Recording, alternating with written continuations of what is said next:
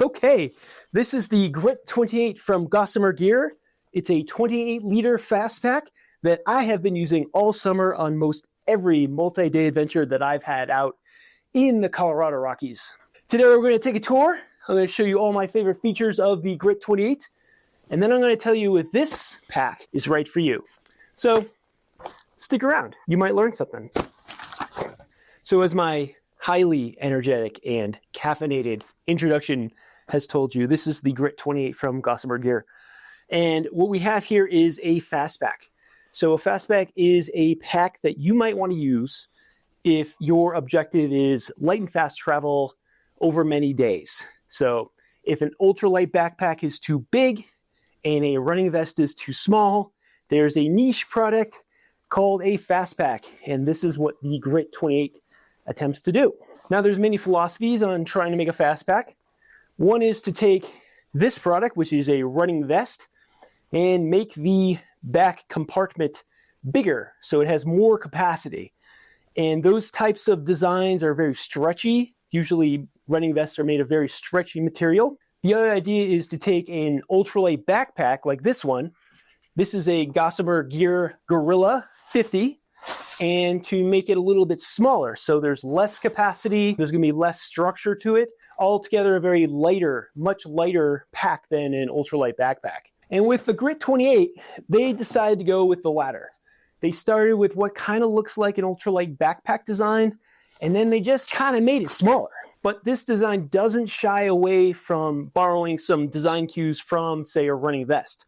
One of which is the running vest inspired shoulder straps. Just like many running vests, it has pockets up front for things like your nutrition, your water, some incidentals. I put my phone in there. So if you like those shoulder strap pockets from your running vest, that's what the Grit 28 has, and then kind of paired with a very small backpack design. So let's go through some of the main features of the Grit 28. Like many ultralight backpacks, this pack features a roll top, which means the top has a enclosure that you roll out to grab the stuff that's inside, rather than something like a zippered pocket or what you'll see in a lot of Gossamer Gear products, that kind of flap. This instead has that roll top. So the advantage of the roll top is you can fit a lot of gear inside and then roll down all the space that's left over and really compress it down, and then cinch it using the buckles on the side. And the advantage of that is once everything is compressed down, you're not going to experience any jostling of the gear inside when you're running fast. And that's really what we want to achieve in a Fastpack. Carrying a lot of weight in your pack while you're trying to run is difficult enough. You really want to make it as comfortable as possible. And I really believe that the Grit 28 achieves that. And along with that giant main compartment, we have a fairly large center pocket and two smaller side pockets. Now the center pocket has a lot of storage in it, and it's usually a great place to have gear that you're going to use all day. So you don't have to open up the main compartment. And in my case, for this demo, I have my water filter. This is something I take in and out many, many times a day to filter out all the water I need for the day. And then I carry all the food I need for the day. And I do that in a large Ziploc gallon-sized bag. And both of those will fit inside the center pocket very easily. There's actually a ton of space you'll find in that center pocket for even more stuff. And the center and side pockets are made of this very stretchy yet durable material. I absolutely love it. So this pack will allow you to overstuff the exterior pockets, which is great. The side pockets, very similar story. That same very stretchy yet durable material. For me, I usually put a second water bottle inside, and then there is actually even more room if you want to stuff even more gear in there. For the other side pocket, it's for whatever I want to have in there. Something that I probably took out of the main compartment, but I want most of the day, I'll put in there. So in this case, I just have some sunscreen because I'm very pale. I'm always reapplying my sunscreen because I don't want to get burned. Along with the center and side pockets, you do have a very small zippered pocket that allows you to store smaller items that you might want close at hand. So for example, I have my InReach satellite messenger in there if I want to check my mileage or tap out a quick message I can. Once I'm done, I'll put it back into the zippered pocket, zip it up, and I know that it's secure. I know it's not going to fall somewhere off the trail. And finally, again, we do have an array of pockets on those running vest style shoulder straps. Both straps have large pockets in the back. They're large enough to put, say, a water bottle or a water flask in. They have an opening on the top that you cannot close, so putting things in and out is reasonably easy. So for the right one, I usually put my water bottle, and for the left one, I put my phone. Now there are two other pockets, one on each side of the Grit 28's shoulder straps. On the left side is another zippered pocket with that stretchy material that I love. I wish that I could fit my phone in this. If you have a smaller phone than me, you might be able to. For me, I put small incidental items that I might be using throughout the day. So for example, if we unzip that pocket, we'll find more sunscreen, some products for my lips so they don't get chapped. And then of course some Aquaphor, which is my universal fix everything about my skin product that I carry with me. And the other pocket on the right side is going to be a lot small. It's more like a sleeve that you can put in maybe some wrappers or something, but you can't really use it for storage of items that have a lot of bulk. So for me, like I said, I just put my candy wrappers or whatever so I don't drop them on the trail. And since we're on the back of the pack, one of the other awesome features of the Grit 28 is the back padding. There's a removable back padding that just fits in these two sleeves right here. And I love this because it does, of course, give you a little bit of padding when you're wearing the pack, but it's also so easy to remove, right? And then you can use this pad to sit on for lunch, or I use it to put it on my back so I can take a nap on the trail for 20 minutes and then get up and keep moving. It's also really easy to put right back. And if you want to lose a few grams from the Grit 28, because fast packers are fairly weight conscious with their gear, you can leave this at home. Okay, let's flip this around, show you some small features you'll find on the Grit 28. There are some small webbing tabs on each side of the pack here, here, and here. If you want to grab a bungee cord of your own and rig up some kind of webbing so you can add some more external storage to the Grit 28. There is another small tab here if you want to add your own hip belt strap. It's not going to be able to take any weight off your shoulders, but it might help with just some stability of the pack. For me, I don't use that myself. And usually on the bottom here, you'll find an ice axe loop and some holders for your trekking poles. I don't use either, so I cut them off to save about 2 grams, but they're usually there. I'm always a proponent of customizing your own gear to fit what you want to do. And here's an example right here. And also found on the side of the pack are some cinch straps. So if the roll top isn't compressing your gear down enough, you can finish the job on the side here. I also like these cinch straps on the side because they can help further secure kind of long items you decide to put inside pockets, like this water bottle from flying out. Good to go. So the shoulder strap design is relatively simple on the Grit 28. You'll notice that there is a bunch of padding. There's foam padding on the top shoulders because, again, this pack has no hip belt, nor does it have a frame to transfer a load to your hip. So the idea is you're going to be carrying all the weight in your Fastpack on your shoulders. Along with the foam padding that you'll find in the shoulder straps, you'll see that the shoulder straps themselves are very wide. That's in an attempt to kind of transfer the weight across your shoulders rather than in just like an inch of shoulder strap width. I have found that this works pretty well. The secret really to Fastpacking is to keep your pack weight low. We're talking less than 8 pounds base weight and then whatever you bring from food. If you're packing more than 20 pounds on this trip, this is not the pack for you. Keep it lower than 20 pounds. For me, that means this is the pack I use when my trips are 3 days, 3 whole days, or less. And the running vest style shoulder straps, like many running vests, have a dual sternum strap here. And that's again to help kind of hug the pack to your body and kind of transfer as much weight as possible around your body, around your chest, rather than just your shoulders. And they also work pretty darn well. I'm very, very pleased with these. And they do have a little bit of adjustments, so you can move these up and down on a railing.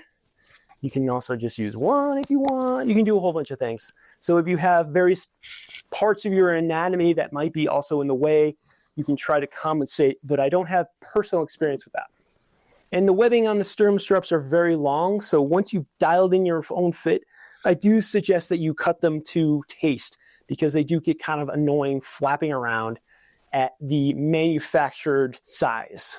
Just kind of be careful about that, because the more stuff that you pack inside the pack, the more that these running vest shoulder straps are going to want to expand out. So give yourself a little bit of leeway of a couple inches. And of course, you can adjust the lengths of these shoulder straps to further fit your body.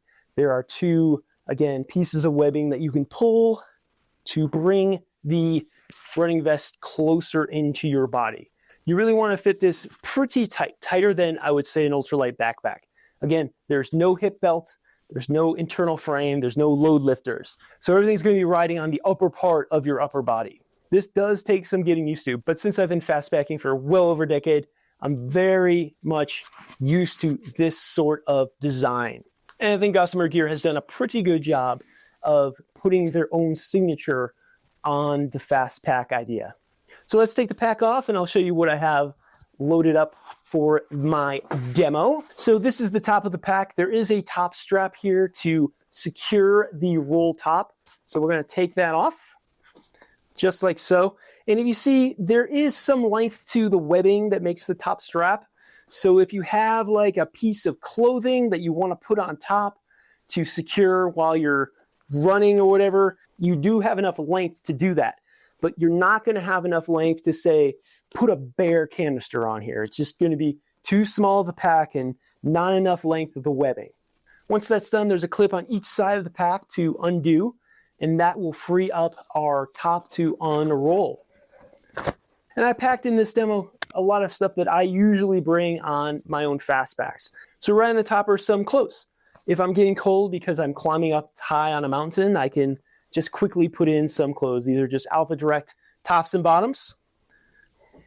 And if it rains, I also have some rain gear. So I have those right on top as well. So again, I have a top and a bottom of rain gear. Next, I just have a small bag of my personal items. So things like toothbrush, toothpaste, more cream for my skin, stuff for my feet, any sort of first aid items I have in a small Ziploc bag. And I try to keep the bag small so I don't bring a ton of stuff. Next, we have electronics. And again, I try to keep this bag small because more than anything, electronics seem to weigh more than everything. So I just bring, say, a battery, my head torch, and the various wires I need to plug in my phone, my head torch, and my inReach. So small bag of electronics. And the only really thing left is my sleep system. I've decided to put my entire sleep system in a pack liner. And I'm doing that because the Grit 28's fabric is not waterproof. It's a little water resistant. It's not waterproof. So if there's a chance that you're going to experience some sort of weather, you're going to want a pack liner. So I'm going to put the Grit 28 down and let's see what I brought. So I brought a very small, very lightweight ground cloth. I have my shelter itself. This is a very small shaped tarp from Sling Fin. Absolutely love it. Around 200 grams. Ultralight pillow.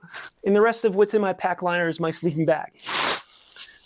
And I really love keeping my sleeping bag uncompressed in my pack because it's very easy then to take it out and look at that. It's already lofted up and ready to sleep in.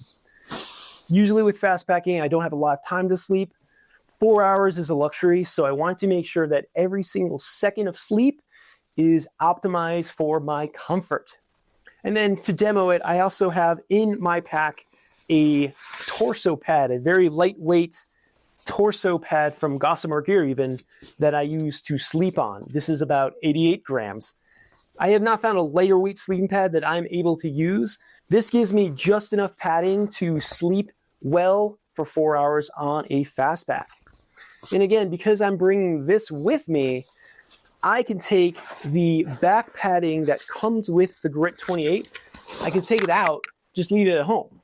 So the net amount of weight I'm bringing for my pad for my sleeping pad is 20 grams. So another little pro tip to keep your pack weight down. So I'll take this pad, the torso pad, and I'll just pack it beside my back. So what did I think of the Grit 28 Fastpack from Gossamer Gear? I have to be honest, I was a little bit skeptical when I first heard of this product. I'm really particular about gear, especially when it gets to very, very super ultralight gear. I need it to work. It cannot weigh more than it needs to. It has to be reliable. It has to be durable.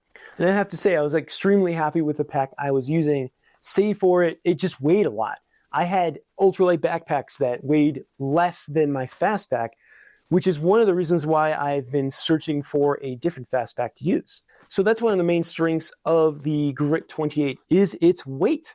It weighs a little bit more than 400 grams. I think the official weight is 428 grams. I can confirm that weight is around that on my scale. And it achieves that weight in two ways. One is that it uses a very thin 100D ripstop nylon. And the other one is it just keeps things simple. It doesn't have a lot of superfluous features that look cool, they're very marketable, but in the end of the day aren't really useful at all. And what blows my mind is that this pack is also relatively affordable. If you compare the price of this pack with other manufacturers who might use more exotic materials, this pack weighs about the same, but it's maybe $100, $200 less than other packs in the market. Really great value for your money. But the disadvantage of using a least expensive 100D ripstop nylon is that water resistance just isn't there, which is the reason why I have to use a pack liner.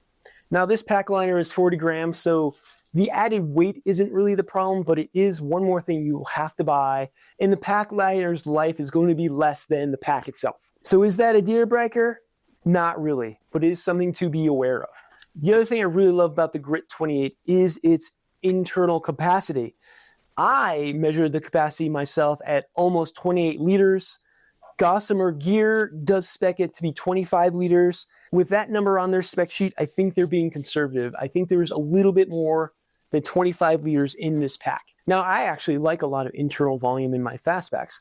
This pack might look a lot bigger than other Fastpacks on the market, but the idea that you want to compress every little thing down to the small size and then put it in your pack has disadvantages of itself. You're going to end up with a lot of big, large, lumpy things and a lot of empty space in between. Rather, like I showed with the sleeping bag, it's better to have a lot of soft things that will meld together. And if you need the space, it'll compress down when you need it. And on the flip side, when you need the space filled up, it'll expand to fill that space. And again, that will make a much more comfortable carry with your Fastpack than having a whole bunch of items just jostling around. And again, I really adore the material that the center, side, and vest style pockets are made out of. I've always had a problem with stretchy external pocket material ripping or getting damaged when it comes in contact with something like a rock cliff or bushwhacking and you're going through a bunch of willows or something. This material has proven to me to rise up to the challenge of off-trail bushwhacking. I use this pack myself a lot on my Nolan's 14 Recons, and believe you me, there's a lot of bushwhacking through terrible terrain you have to do, as well as miles and miles of rock glaciers you have to hop over, and some of those hoppings, they're not always successful. There are a few details of the Grit 28 that I think could use improvement.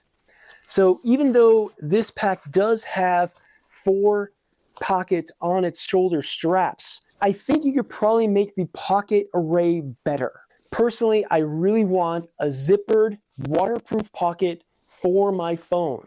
My phone is going to be one of the most expensive and valuable things that I bring on my trip, and knowing that it's safe, tucked away in a zippered waterproof pocket is amazing peace of mind when I'm running away from a thunderstorm or something. Again, you might be able to fit your own phone in the zippered pocket that is available, but if this works for you, awesome, I'm happy for you. I need a bigger pocket. And secondly, I just want more pockets. You can think of the shoulder strap pockets as your own mini aid station, right?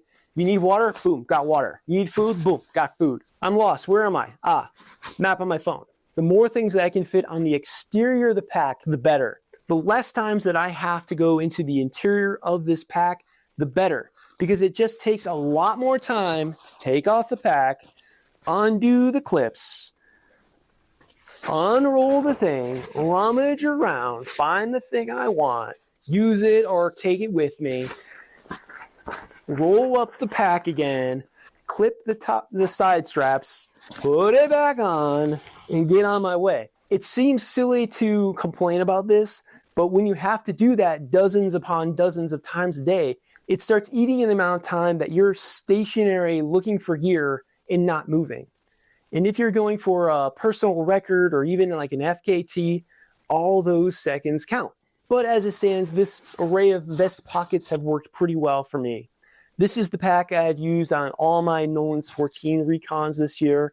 This is the pack I used for my unsupported collegiate loof FKT, which was supposed to take around 60 hours, so 3 days and 2 nights. And really, unless another more compelling product comes on the market, this is probably the Fastpack that I'm going to use for every single 3-day or less trip that I have planned in the mountains. So will this pack work for you? I think this is a really great pack as long as you adhere to those points I've already made. 1, you're not going to have a hip belt that will allow you to transfer weight from your shoulders to your hips.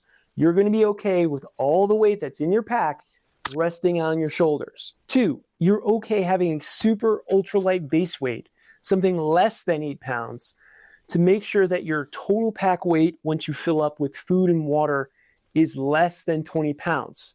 I think 20 pounds is the hard cutoff for this pack.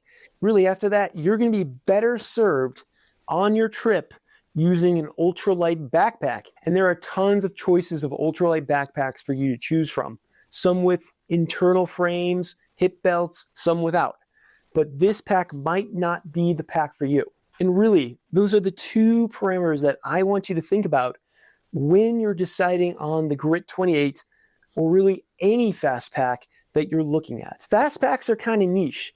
For the majority of people, an ultralight backpack may serve them better, or even something like a day pack, which is going to be even lighter than the Grit 28.